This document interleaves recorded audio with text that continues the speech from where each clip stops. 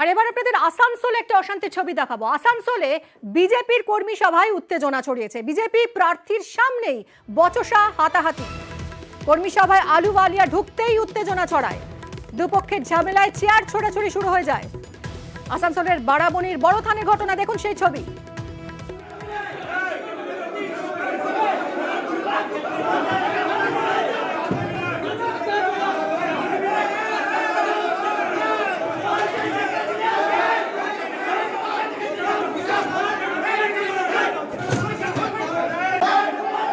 আরো কথা বলবো, দীপক আমাদের প্রতিনিধি রয়েছেন। দীপক, প্রার্থীর সামনেই বিজেপি কর্মী সমর্থকরা এরকম একটা পরিস্থিতি তৈরি করলেন?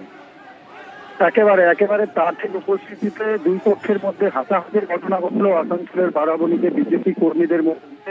কারণ হচ্ছে যে কি, বারাবণী অঞ্চলের যে কজন বিজেপি কর্মী নেতারা রয়েছেন তাদেরকে আসানসোলের দলীয় নেতারা এবং জেলা নেতৃত্ব সেরকম গুরুত্ব দিচ্ছে না।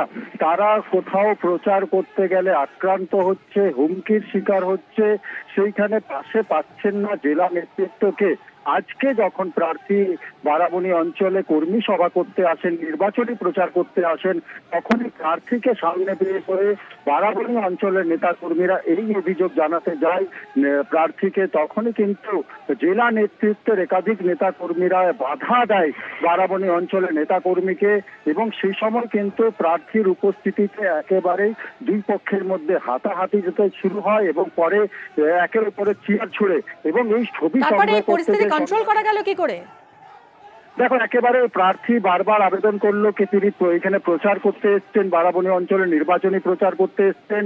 কারণ বারাবণীকে বেছে নেওয়া হয়েছে কি বারাবণী অঞ্চলের নেতা কর্মীদের কথা শুনবেন, তাদের সমস্যার কথা শুনবেন, এই কথা বলে করে দুই পক্ষকে শান্ত করলেন প্রার্থী নিজেই দাঁড়িয়ে। তারপর কর্মী সভা শুরু হয়েছে, ইতিমধ্যেই কর্মী সভা চলছে, প্রার্থী বক্তব্য রাখছেন। এখন প্রার্থী দীপক, তুমি তো নজর রাখছো, আপডেট নিতে থাকবো। ধন্যবাদ তোমায়।